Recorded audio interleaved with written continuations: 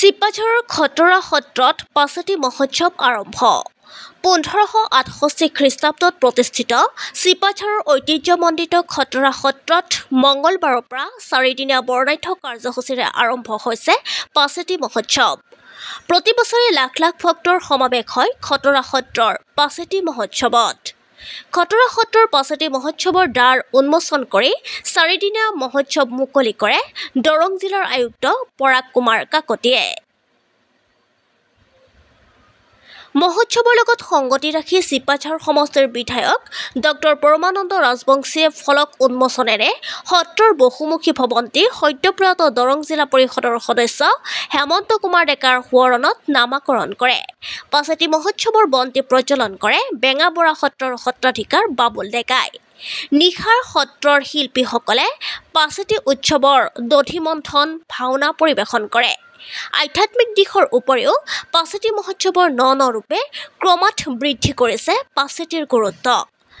উৎসৱৰ 4টা দিনত লক্ষাধিক ভক্তৰ সমাৱেশ হ'ব বুলি সত্ৰৰ পৰিচালনা সমিতিয়ে আশা প্ৰকাশ কৰে। News desk any Assam digital.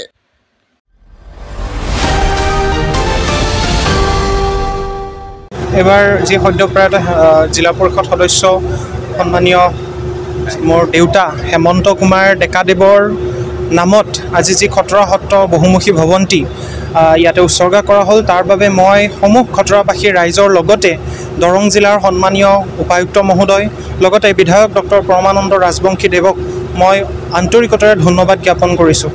তেখেতৰ প্ৰথম যেতিয়া দৰং জিলা পৰিষদৰ সদস্য হৈছিল দুনি দিপিলা জিলা পৰিষদ সমষ্টিৰ পৰা, সেই সময়তে তেওঁ খটৰা সত্ৰৰ বাবে বহু আপ্ৰাণ প্ৰচেষ্টা কৰি বহু যুঁজি বিভিন্ন ধৰণৰ কোৰ্ট কাছাৰী ঘূৰি পেলাই হ'লেও তেখেতে খটৰা সত্ৰত এই মাল্টিপাৰ্পাছ বিল্ডিংটিৰ কাৰণে চেষ্টা চলাইছিল আৰু সেই চেষ্টা মৰ্মে তেখেতৰ বিভিন্ন অফিচিয়েল কামত বিভিন্ন চৰকাৰী বাধাৰ বিভিন্ন সমস্যাৰ কাৰণে তেওঁৰ নামটো যদিও সেই সময়ত লগাব নোৱাৰিলে, প্লেটত লগাব নোৱাৰিলে, কিন্তু আজি খটৰাবাসীয়ে তেওঁ নোহোৱাৰ সময়খিনিতো খটৰাবাসীয়ে তেওঁৰ নামটো আজি ধুনীয়াকৈ জিলিকাই ৰাখিলে।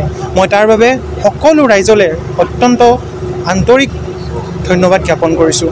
আমি পৰিয়ালটো খুব আৱেগিক হৈছোঁ আজি আজি দেউতা হোৱাৰ ফলতো আমি সন্মান লাভ কৰিবলৈ সক্ষম হৈছোঁ। তাৰ বাবে মই সেৱা জনাইছোঁ আৰু আপোনালোকক আজি এই মিডিয়াৰ জৰিয়তেই ক'ব বিচাৰিছোঁ যে এজন আদৰ্শ পিতৃৰ এজন সুযোগ্য সন্তান হ'বলৈ সদায় জীৱনত চেষ্টা কৰি যাম, এয়াই আপোনালোকক ক'লোঁ। আৰু ভৱিষ্যত জীৱনত যাতে আমি সমাজৰ লগত থাকিব পাৰোঁ, যেনেকৈ দেউতা আছিলে সেই একে পৰ্যায়ত যাতে আমি থাকিব পাৰোঁ, তাৰ কাৰণে আপোনালোকে আশীৰ্বাদ প্ৰদান কৰিব। ধন্যবাদ।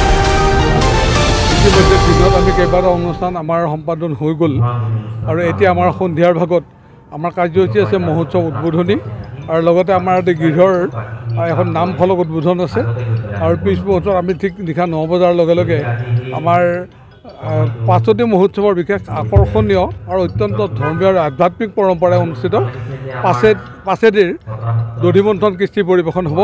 আজিৰ নিশাৰ ভাগত আমাৰ কাৰ্যসূচী শেষ হ'ব আৰু কালি ৰাতিপুৱা ঠিক 5 বজাৰ পৰা আকৌ কাৰ্যসূচী আৰম্ভ হ'ব।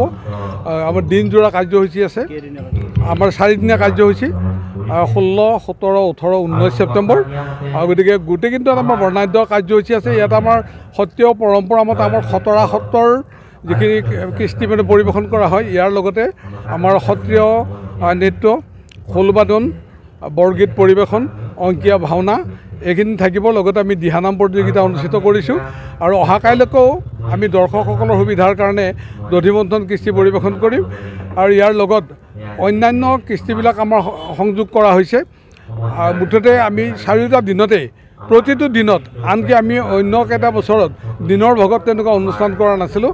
বিশেষকৈ অহাকালি 17 তাৰিখে দিনৰ ভাগতো পাছেতি মহোৎসৱ উপভোগ কৰিবলৈ অহা দৰ্শকসকলৰ মনোৰঞ্জনৰ কাৰণে সাংস্কৃতিক কাৰ্যসূচী আয়োজন কৰিছোঁ আৰু সেইধৰণে আমি সুন্দৰকৈ প্ৰেক্ষাগৃহ বনাইছোঁ, দৰ্শকসকলৰ কাৰণে আসনৰ ব্যৱস্থা কৰিছোঁ আৰু সম্ভৱপৰ আমি ভক্ত